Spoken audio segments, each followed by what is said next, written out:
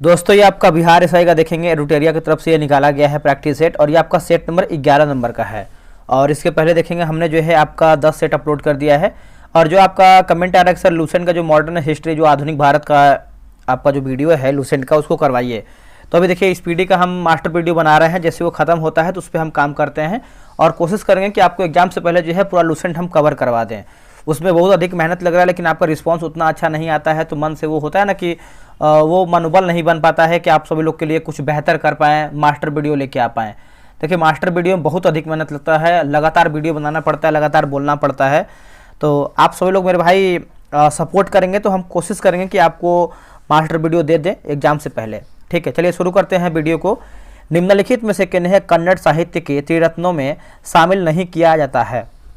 तो इसका उत्तर देखेंगे तो नन्नया जो है इसका सही उत्तर हो जाएगा, option number B.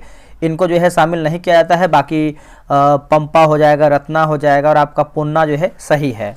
British east India company ने भारत में अपनी पहली अस्थायी व्यापारिक फैक्ट्री कहाँ और कब जो है स्थापित किया था? देखिए ये देखेंगे तो सूरत में स्थापित किया गया था, और ये आपका 1613 में दोस्तों स्थापित किया गया था, 1613 में। ठीक है, और सूरत में एक फैक्ट्री खोलने की शाही आज्ञा के उद्देश्य से 1609 ईस्वी में कैप्टन हॉकिंस आगरा में जहांगीर के शाही दरबार में पहुंचा था। अगला हमारा प्रश्न है कि लॉर्ड विलियम बेटिंग ने किसे ठगों को नियंत्रित करने के लिए नियुक्त किया था? ठगों को, तो इसका उत्तर हो जाएगा कर्नल स्लीमेन जो है इसका सही उत्तर होगा, कर्नल स्लीमेन है ना, सी इसका जो है सही उत्तर होगा। राष्ट्रीय आंदोलन के दौरान हुए निम्नलिखित घटनाओं को कालक्रमानुसार व्यवस्थित कीजिए।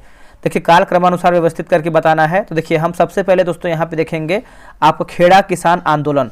दोस्तों ये आपका हुआ था, देखेंगे तो आपका मार्च अप्रैल 1918 में हुआ था। फिर चंपारण की बात करते हैं तो ये जो आपका चंपारण है 1917 में हुआ था, 1917 में। असहयोग की बात कर लेते हैं तो असहयोग जो आंदोलन है ये आपका 1920-22 में हुआ था दोस्तों। और अहमदाबाद के मिल मजदूरों का जो हड़ताल है ये हुआ था आपका फरवरी मार्च 1918 में। ठीक है, तो आप इसको मिलाएंगे तो ऑप्शन नंबर डी होगा, पहले 2 होगा, फिर आपका 4, फिर 1, फिर 3। ऑप्शन नंबर डी हो जाएगा 2, 4, 1, 3। नेक्स्ट है कि लिखा गया है उत्तर मुगल काल में निम्नलिखित में से कौन सा राज्य आधिकारिक राज्य की श्रेणी में नहीं आता है? देखिए आधिकारिक राज्य की श्रेणी में दोस्तों नहीं आता है, तो मैसूर देखेंगे तो नहीं आता है, बाकी हैदराबाद आता है, बंगाल आता है और आपका अवध भी इसमें आपका शामिल है। नेक्स्ट हमारा देखिए मिलान करना है सूची 1 को जो है सूची 2 में। चलिए मिलाते हैं हम। जैसे लिखा गया है नारकेल बेरिया विद्रोह की बात कर लेते हैं तो ये आपको हो जाएगा मीर निसार अली होगा। नायक विद्रोह की बात करते हैं तो अचल सिंह हो जाएगा। पागलपंथी विद्रोह की बात करते हैं तो करम शाह, और अहोम विद्रोह जो है हो जाएगा गोमधर कुंवर होगा। देखिए 3, 4, 1, 2, 3, 4, 1, 2 ऑप्शन नंबर देखेंगे तो सी हो जाएगा 3, 4, 1, 2। चलिए आगे बढ़ते हैं। अगला हमारा प्रश्न है क्वेश्चन नंबर हम देखेंगे 7 नंबर कि 8वीं 9वीं शताब्दी का त्रिपक्षीय संघर्ष किन किन के बीच हुआ था?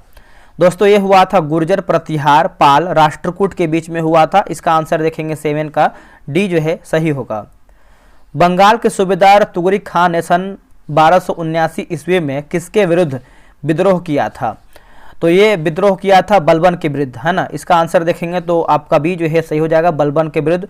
और जो बलबन का कार्यकाल रहा है दोस्तों ये आप देखेंगे तो 1265 से लेकर के जो है 87 के बीच में जो है इसका कार्यकाल दोस्तों रहा है, याद रखिएगा। अगला हमारा प्रश्न है क्वेश्चन नंबर 9 नंबर है कि 18वीं शताब्दी में भारत में लड़े गए निम्नलिखित प्रमुख युद्धों पर विचार कीजिए। और इसमें जो है एक सही कालक्रम बताना है। तो सही कालक्रम की बात करते हैं तो ऑप्शन नंबर सी होगा। पहले आपका हो जाएगा अंबुर का युद्ध होगा, फिर हो जाएगा पलासी का युद्ध, और जो आपका अंबर का युद्ध है ये देखेंगे तो 1749 में हुआ था।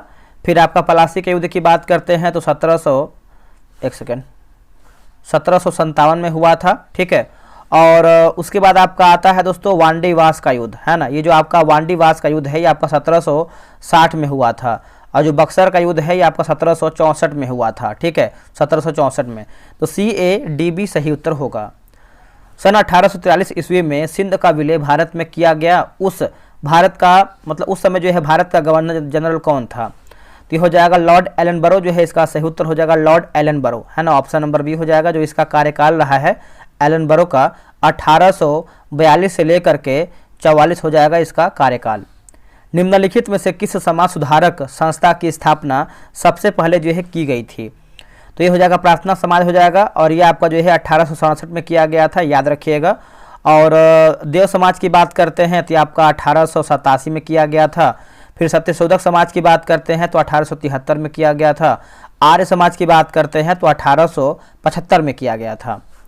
नेक्स्ट हमारा है कि भारतीय राष्ट्रीय कांग्रेस को किसने सूक्ष्मदर्शी अल्पसंख्यकों की संस्था कहकर संबोधित किया था? तो ये किया था लॉर्ड डफरिन ने। ऑप्शन नंबर देखेंगे तो ये हो जाएगा लॉर्ड डफरिन। राष्ट्रपति पर महाभियोग किस आधार पर लगाया जा सकता है? तो इसका उत्तर हो जाएगा संविधान का उल्लंघन करके। ऑप्शन नंबर देखेंगे तो सी होगा संविधान का उल्लंघन करके। राज्यसभा में गणपूर्ति हेतु कितने सदस्यों की जो है आवश्यकता होती है? तो 25 हो जाएगा दोस्तों। क्या हो जाएगा? 25। सीएजी की स्थापना किस अनुच्छेद के अंतर्गत की गई है? देखिए सीएजी की स्थापना की बात कर लेते हैं तो अनुच्छेद 148 में दोस्तों किया गया है। ऑप्शन नंबर ए हो जाएगा अनुच्छेद 148 में। चलिए आगे बढ़ते हैं। अगला हमारा है केंद्रीय विधान परिषद को परिवर्तित करके द्विसदनीय विधानमंडल की व्यवस्था किस अधिनियम के तहत की गई है? तो यह अधिनियम हो जाएगा भारत सरकार अधिनियम 1919। भारत सरकार अधिनियम 1919 होगा। आगे बढ़ते हैं कि संविधान सभा के गठन का आश्वासन सर्वप्रथम किस प्रस्ताव द्वारा किया गया है? तो इसका उत्तर हो जाएगा अगस्त प्रस्ताव जो है इसका सही उत्तर हो जाएगा। 17 का देखेंगे तो ऑप्शन नंबर सी हो जाएगा अगस्त प्रस्ताव। ठीक है। अनुसूची और संबंधित विषय का सही मिलान क्या है? चलिए मिलाते हैं इसको हम। दोस्तों यहाँ पे देखेंगे तो स्पीडी जो करंट अफेयर है आपका जनवरी एडिशन का, उसका जो है आपका होमवर्क सीरीज स्टार्ट कर दिया गया है, और ये आपका जो है 5 जनवरी से दोस्तों आपका स्टार्ट हो जाएगा। आप सभी को भली भांति पता है कि हम कैसे होमवर्क सीरीज चलाते हैं। आपको अगर हम होमवर्क सीरीज के बारे में अगर हम देखें तो यहाँ पे जब आप इसका मुख्य आकर्षण वगैरह देखेंगे तो कैसे हम टेस्ट करवाते हैं। देखिए ये जो आपका रोजाना देखेंगे तो किताब से आपको 4 पेज देंगे पढ़ने के लिए सब्जेक्टिव से। आप 4 पेज पढ़ के आएंगे अच्छे तरीके से, और उसी 4 पेज में से आपको जो है 100 क्वेश्चन का टेस्ट करवाएंगे। ठीक है। और ये क्वेश्चन हम खुद से बनाते हैं, किसी का कॉपी पेस्ट नहीं रहता है। आपको हम डेमो भी दिखाने वाले हैं। एक बार डेमो देखिएगा, जो दिसंबर का हम करवाए हुए थे उसी का आपको हम डेमो दिखाएंगे। और डेली जो आपका टेस्ट है आपका टेलीग्राम क्विज बोर्ड से होगा। जो टेस्ट का टाइमिंग है आपका 3 PM में आपका टेस्ट होता है दोपहर में। ठीक है। और जैसे आप टेस्ट बना लेते हैं तो आपको रैंक लिस्ट मिलता है। इससे देखिए आपको क्या मिलता है कि आप लोगों ने कितना होमवर्क कितना अच्छे से पढ़ा है, आपका 100 में से कितना रैंक आ रहा है, कितने जो आपसे बच्चे आगे हैं, कितने लोग पीछे हैं, वो आपका जो है रैंक लिस्ट से मालूम चलता है कि आपकी तैयारी कितना अच्छा है।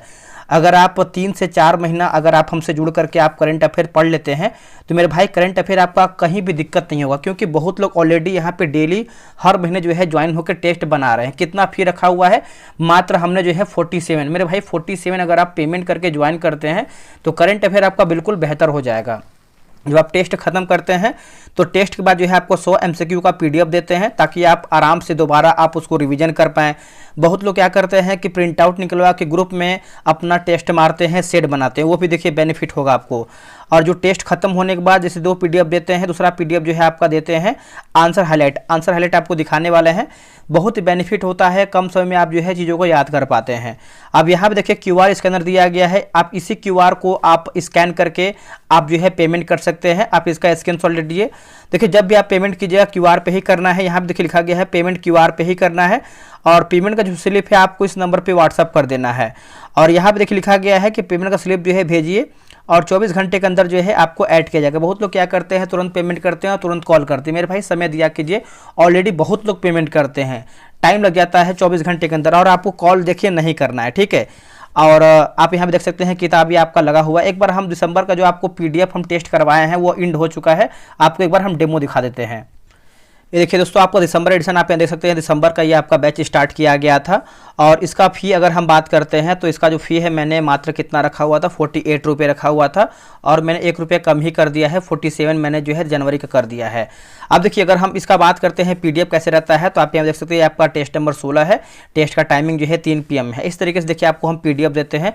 PDF क्वालिटी बेस होता है, आप जब चाहें तब इसको प्रिंट आउट करा सकते हैं। आप जिससे आपका 4, 5 या फिर 10 ग्रुप चलता है तो आप उसमें आप टेस्ट मार सकते हैं। क्वेश्चन बहुत तगड़े तरीके से हम करवाते हैं, आप क्वेश्चन का लेवल देख सकते हैं। आप चाहें तो इसका टेलीग्राम जो दिया गया है आप इसका डेमो वगैरह ले सकते हैं, देख सकते हैं आंसर की वगैरह सब दिया हुआ है। ठीक है। अब इसका आपको हाईलाइट दिखाते हैं ताकि आपको हाईलाइट भी क्लियर हो जाए। दोस्तों देखिए हाईलाइट पीडीएफ आपका इस तरीके से रहता है, सेम वैसे ही रहेगा, बस आपको आंसर यहाँ पर जो है बगल में हाईलाइट रहेगा। इससे क्या होता है कि आप बगल में क्वेश्चन पढ़ेंगे और तुरंत आपको जो है यहाँ पे आंसर लिखा रहता है, आपको बार बार जो है आंसर की देखना नहीं पड़ेगा। इससे क्या होता है कि आप एक बार टेस्ट बना लेंगे, फिर आप एक बार पीडीएफ देख लेंगे तो आपको चीज़ें याद हो जाएगा और आपके दिमाग में जो है छप जाएगा। तो मेरे भाई इससे बेहतर आपका कोई भी नहीं है। और लूसेंट जो है आपका 15 जनवरी से दोस्तों आपका आ रहा है लूसेंट सिलेक्शन बैच, और ये आपका 3.0 जो तीसरा बैच है आपका आ रहा है। तो आप टेलीग्राम ग्रुप ज्वाइन कर लीजिए, डिस्क्रिप्शन में आपको लिंक मिलेगा और आपको अधिक जानकारी मिल जाएगा। तो आज ही जाइए और आप स्पीडी जो है ग्रुप ज्वाइन कर लीजिए। आप इस क्यूआर का जो है आप उपयोग कर सकते हैं, ये क्यूआर दिया गया है, मात्र 47 पेमेंट करना है आपको। तो हम जैसे अगर हम तीसरी की बात करते हैं तो ये हो जाएगा विभिन्न पदाधिकारियों की शपथ होगा। चौथी की बात करते हैं तो राज्यसभा का सीट। पांचवी की बात करते हैं तो SC ST के लिए प्रशासन, और छठी की बात करते हैं 4 पूर्वोत्तर राज्य ST के प्रशासन हो जाएगा। तो इसका आंसर जो है आपका 18 का C सही होगा। अगला है कि मूल प्रस्तावना में कौन से शब्द नहीं थे। तो नहीं थे तो देखेंगे तो आपका इनमें से सभी नहीं थे। देखिए 42वां संविधान संशोधन जो आपका हुआ था 1976 द्वारा, प्रस्तावना में समाजवादी, पंथ निरपेक्ष, धर्मनिरपेक्ष एवं अखंडता शब्द जो है जोड़ा गया था। अगला है कि संसद का निम्न सदन किसे कहते हैं। तो इसका उत्तर हो जाएगा ऑप्शन नंबर C होगा, लोकसभा को कहते हैं। इसका उत्तर हो जाएगा लोकसभा। संसद बनता कैसे है, लोकसभा, राज्यसभा और राष्ट्रपति से मिलकर बनता है। अब यहाँ पे देखिए मिलान करके बताना है, चलिए मिलाते हैं। जैसे अगर हम जिम कार्बेट की बात करते हैं तो ये आपको देखने को मिलता है उत्तराखंड में है। बांधवगढ़ की बात करते हैं तो ये आपका मध्य प्रदेश में है। दम्फा आप सभी पता है मिजोरम में है, और जो रणथंभौर है ये आपको हो जाएगा राजस्थान में है। तो इसका आंसर जो है C होगा 3 4 2 1 3 4 2 1। भारत में सर्वाधिक वर्षा निम्न में से किन क्षेत्रों में होती है। तो ये होता है पश्चिमी घाट, हिमालय क्षेत्र तथा मेघालय होगा। 22 का आंसर देखेंगे तो ए जो है राइट उत्तर होगा। निम्नलिखित में से भारत की सबसे बड़ी जनजाति कौन सी है। तो सबसे बड़ी जनजाति की बात करते हैं तो ये दोस्तों भील है ना। इसका सही उत्तर हो जाएगा ऑप्शन नंबर 23 का डी हो जाएगा भील। रिंग ऑफ फायर से अभिप्राय है। रिंग ऑफ फायर की बात करते हैं तो प्रशांत महासागर में भूकंप एवं ज्वालामुखी से प्रभावित क्षेत्र हो जाएगा। 24 का देखेंगे तो ऑप्शन नंबर जो है इसका C सही उत्तर होगा। आगे हमारा प्रश्न है कि निम्न में से कौन से वलित पर्वत का एक उदाहरण नहीं है। देखिए वलित पर्वत का दोस्तों एक उदाहरण आपका कौन सा नहीं है। तो देखिए आपका ये सियरा नेवादा नहीं है, बाकी रॉकी है, एंडीज है और हिमालय भी इसमें आपका शामिल है। निम्न में से कौन सा देश कैस्पियन सागर से सीमा नहीं बनाता है, कैस्पियन सागर से। तो इसका उत्तर हो जाएगा इराक जो है इसका सही उत्तर हो जाएगा। 26 का ऑप्शन नंबर C हो जाएगा इराक। अगला हमारा प्रश्न है, लिखा गया है बलियारिक द्वीप समूह जो है कहाँ पर स्थित है। तो यह आपको देखने को मिलता है भूमध्य सागर में, है ना। इसका सही उत्तर हो जाएगा 27 का ऑप्शन नंबर A होगा भूमध्य सागर। कौन सी जल संधि एशिया को उत्तरी अमेरिका से अलग करती है। एशिया को उत्तरी अमेरिका से अलग करती है तो ये बेरिंग जल संधि हो जाएगा। इसका आंसर देखेंगे तो 28 का ये हो जाएगा बेरिंग जल संधि। वही अगर हम जिब्राल्टर की बात करते हैं तो अटलांटिक महासागर और भूमध्य सागर को जोड़ती है। मलक्का की बात करते हैं तो अंडमान सागर को दक्षिण पूर्वी चीन सागर से जोड़ती है। दक्षिण चीन सागर से जो आपका ताइवान है ये हो जाएगा दक्षिण चीन सागर और पूर्वी चीन सागर हो जाएगा। नेक्स्ट हमारा है कि धातु ऑक्साइड प्लस अम्ल का एक उदाहरण है। तो ये हो जाएगा लवण प्लस पानी होगा। क्या होगा, लवण प्लस पानी। जब वायु को गर्म किया जाता है तो निम्नलिखित में से कौन सा कथन सत्य होगा। तो सही कथन पूछ रहा है तो इसका आंसर जो है गर्म और हल्का, है ना। गर्म और हल्का यही आपका कथन सही है। लिखा गया है प्रोकैरियोटिक कोशिकाओं की लिखा गया है साइटोप्लाज्मिक झिल्ली किससे बनी होती है। दोस्तों ये किससे बनी होती है। तो ये बनी होती है फास्फोलिपिड्स से बना होता है। इसका आंसर जो है ए होगा फास्फोलिपिड्स से होगा। मांसपेशियों के संकुचन और विश्राम के लिए कौन सा खनिज महत्वपूर्ण है। कौन सा खनिज दोस्तों आपका महत्वपूर्ण है। तो ये कैल्शियम जो है आपका महत्वपूर्ण है। ऑप्शन नंबर ए हो जाएगा कैल्शियम। किस जगत में ऐसे जीव शामिल हैं जो स्वपोषी और बहुकोशिकीय हैं। बहुकोशिकीय हैं तो ये आप देखेंगे तो 33 का हो जाएगा ऑप्शन नंबर ए पादप जगत जो है इसका सही उत्तर हो जाएगा पादप जगत। हमारे शरीर में थाइमस ग्रंथि कहाँ स्थित होती है। ये जो आपका थाइमस ग्रंथि है आपको ऊपरी छाती पर देखने को मिलता है। ऑप्शन नंबर जो है 34 का C होगा ऊपरी छाती में। निम्नलिखित में से किसमें खुला परिसंचरण तंत्र पाया जाता है। खुला परिसंचरण तंत्र तो आपको आर्थ्रोपोडा में देखने को मिलता है। कहाँ पे, आर्थ्रोपोडा। ऑप्शन नंबर ए हो जाएगा आर्थ्रोपोडा। यूकैरियोटिक कोशिकाओं में प्रोटीन संश्लेषण के लिए कौन सा अंग जो है उत्तरदायी है? बताइए इसमें से हमारा कौन सा अंग जो है उत्तरदायी है? तो ये आपका राइबोसोम हो जाएगा दोस्तों। इसका आंसर जो है ए हो जाएगा, राइबोसोम। आंख के सबसे बाहरी भाग को क्या कहते हैं? देखिए आंख के सबसे बाहरी भाग को दोस्तों हम देखेंगे, इसको जो है हम कार्निया कहते हैं। क्या कहते हैं? कार्निया। और आंख के सबसे बाहरी भाग को कार्निया कहते हैं। दान में हम जो है किसको देते हैं? मतलब नेत्रदान में कार्निया का ही दान दिया जाता है। निम्नलिखित में से किस अधातु में धातुई चमक पाई जाती है? धातुई चमक, तो ये आयोडीन जो है इसका सही उत्तर हो जाएगा। 38 का देखेंगे तो ऑप्शन नंबर सी हो जाएगा, आयोडीन। नाइट्रिक अम्ल निम्नलिखित में से किस कार्य के लिए उपयोगी है? नाइट्रिक अम्ल, तो जैसे देखेंगे तो सोना एवं सिल्वर को शुद्ध करने में, लिखा गया है डायनामाइट के निर्माण में, उर्वरक के निर्माण में, तो आप बोल सकते हैं उपयुक्त हमारा जो है सभी ऑप्शन सही है। निम्नलिखित में से कौन सा पोषक तत्व आमतौर पर पशु खाद्य में पाया जाता है और इसका उपयोग जो है प्राकृतिक उर्वरक के रूप में किया जाता है? तो इसका आंसर देखेंगे तो नाइट्रोजन जो है इसका सही उत्तर हो जाएगा। 40 का जो है ऑप्शन नंबर ए हो जाएगा, नाइट्रोजन। सीमेंट उद्योग के लिए आवश्यक महत्वपूर्ण कच्चा माल कौन सा है? तो देखिए इसका उत्तर देखेंगे तो हो जाएगा चूना, पत्थर और मिट्टी होगा। क्या होगा? चूना, पत्थर और मिट्टी, ऑप्शन नंबर सी। डेंड्रोकोनोलॉजी निम्नलिखित में से किस आयु का अध्ययन करता है? तो इसका उत्तर हो जाएगा 42 का देखेंगे तो राइट आंसर हो जाएगा वृक्ष की आयु जो है सही उत्तर हो जाएगा, वृक्ष की आयु। निम्नलिखित में से कौन पौधों को या फिर पौधे को संरचनात्मक सहायता जो है प्रदान करता है? तो ये लिथियम, माफ कीजिएगा, लिग्निन लिखा गया है, लिग्निन, ऑप्शन नंबर जो है बी राइट उत्तर होगा।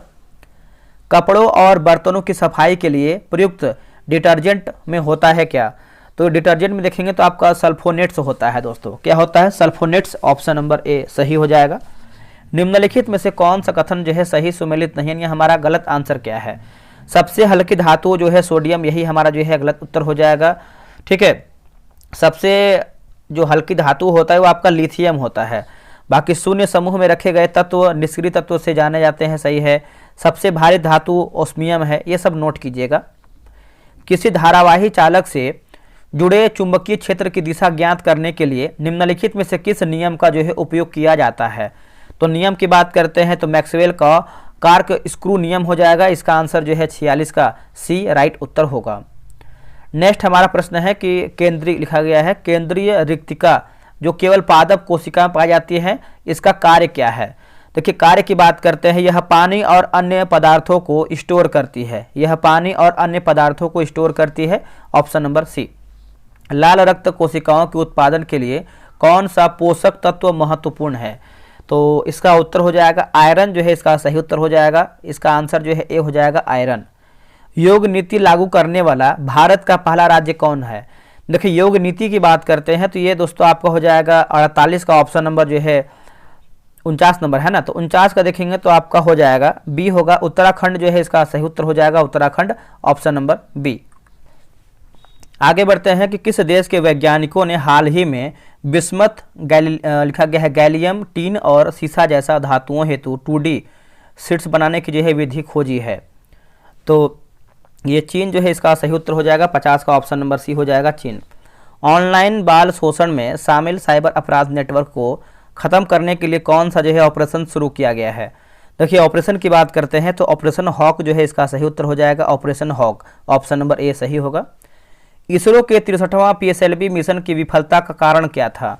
देखिए इसका अगर हम कारण की बात करते हैं तो हो जाएगा तीसरे चरण में खराबी। क्या होगा? तीसरे चरण में खराबी, option number B. Papua New Guinea में WHO को स्वास्थ्य आपातकाल की घोषणा क्यों करनी पड़ी? तो इसका उत्तर हो जाएगा पोलियो वायरस का प्रकोप बढ़ने के कारण। क्या होगा? पोलियो वायरस का प्रकोप बढ़ने के कारण, ऑप्शन नंबर ए सही होगा। भारत के 26वें मुख्य चुनाव आयुक्त कौन है? देखिए 26वां मुख्य चुनाव आयुक्त की बात करते हैं तो ज्ञानेश कुमार है दोस्तों। क्या है? ज्ञानेश कुमार। परिवर्तित नामों का कौन सा मिलान गलत है? परिवर्तित नामों का मिलान दोस्तों हमारा कौन सा गलत है? तो पुराने संसद भवन संविधान सदन, पुराने संसद भवन संविधान सदन। बिहार के किस उत्पाद को हाल ही में GI टैग प्राप्त किया गया, फिर प्रदान किया गया है GI टैग? तो ये हो जाएगा स्टोन आर्ट जो है इसका सही उत्तर हो जाएगा, स्टोन आर्ट। शांति क्षेत्र में नोबेल पुरस्कार 2025 से किसे जो है सम्मानित किया गया है? तो शांति के क्षेत्र में देखेंगे तो इसका उत्तर जो है Maria Corina Machado, Maria Corina Machado option number B right उत्तर हो जाएगा। 36वां नाटो शिखर सम्मेलन का आयोजन कहाँ किया जाएगा?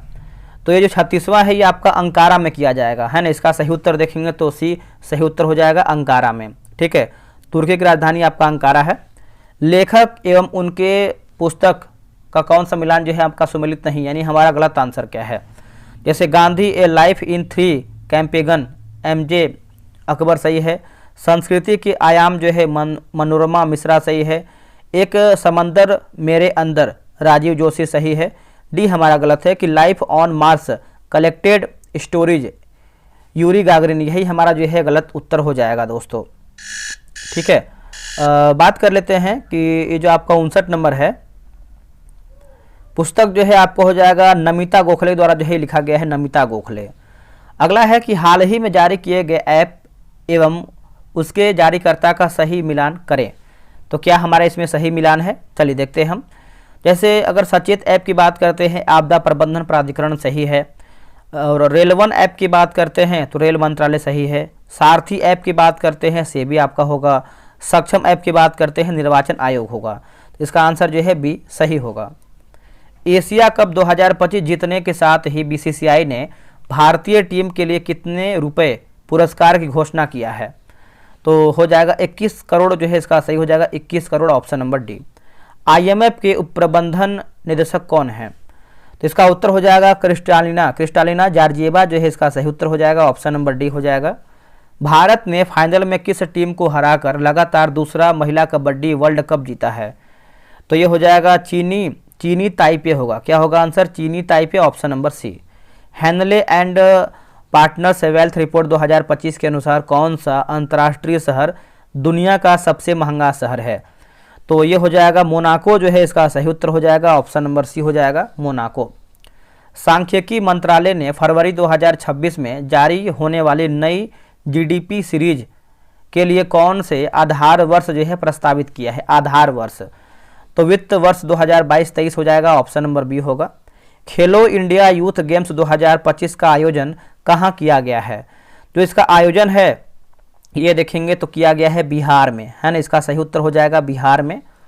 अगला के 3R का संबंध किससे है?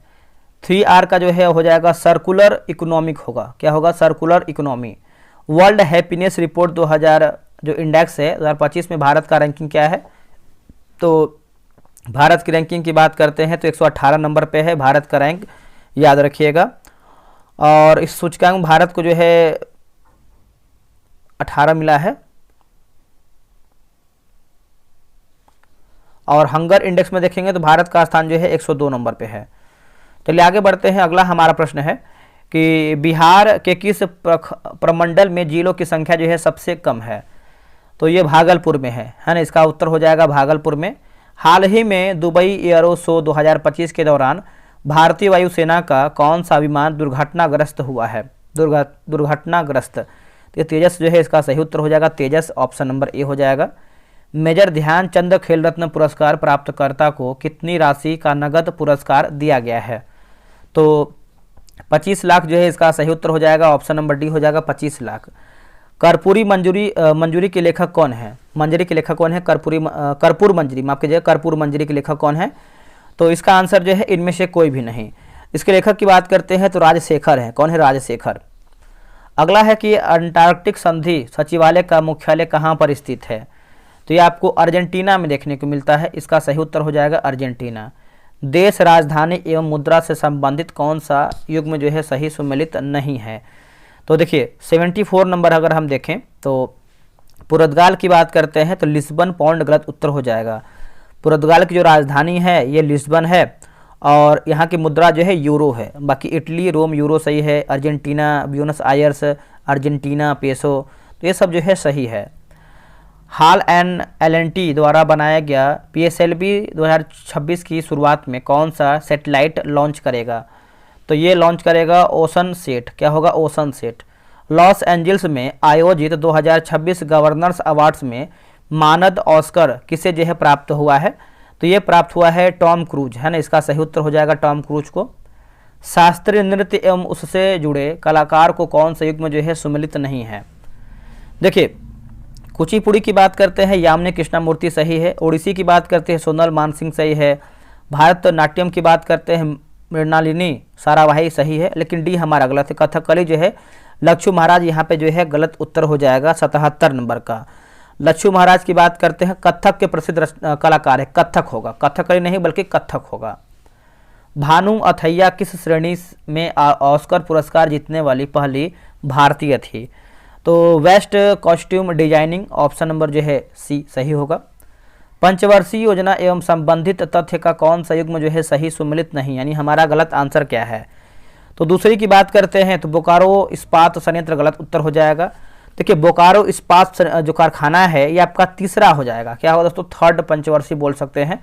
बाकी ये दूसरा है पंचायती राज संस्थान, तीसरा की बात करते हैं हरित क्रांति जो छठी है नाबार्ड सही होगा। पदार्थ एवं उनके अम्ल का कौन सा जोड़ा जो है सही सुमेलित नहीं है?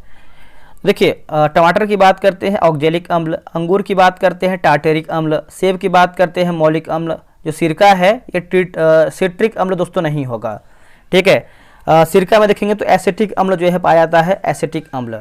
ये सब मैथ का क्वेश्चन दिया गया है तो आप ग्रुप ज्वाइन करके बना सकते हैं, और इसका आगे हिंदी वगैरह दिया गया है उसको भी हम देख लेते हैं अच्छे तरीके से। जैसे ट वर्ड उच्चारण की दृष्टि से किस प्रकार की ध्वनि है? देखिए इसका आंसर देखेंगे 92 का, तो सही उत्तर जो है क्या हो जाएगा बताइएगा। तो ऑप्शन नंबर जो है मूर्धन्य जो है सही होगा, मूर्धन्य। निम्नलिखित में से कौन सा शब्द जो है जातिवाचक संज्ञा नहीं है? तो नहीं है दोस्तों, देखेंगे सुंदर इसमें आपका नहीं है, बाकी जवान है, वाचक है और मनुष्य भी इसमें आपका शामिल है। Select the correct spelled word, तो इसका आंसर जान लीजिए ऑप्शन नंबर बी हो जाएगा। 95 का आंसर जान लीजिए ऑप्शन नंबर बी हो जाएगा। और निक्षेप सेवाओं का अभिप्राय क्या है? तो इसका देखेंगे तो सावधि जमा की एक नई योजना हो जाएगा, ऑप्शन नंबर ए।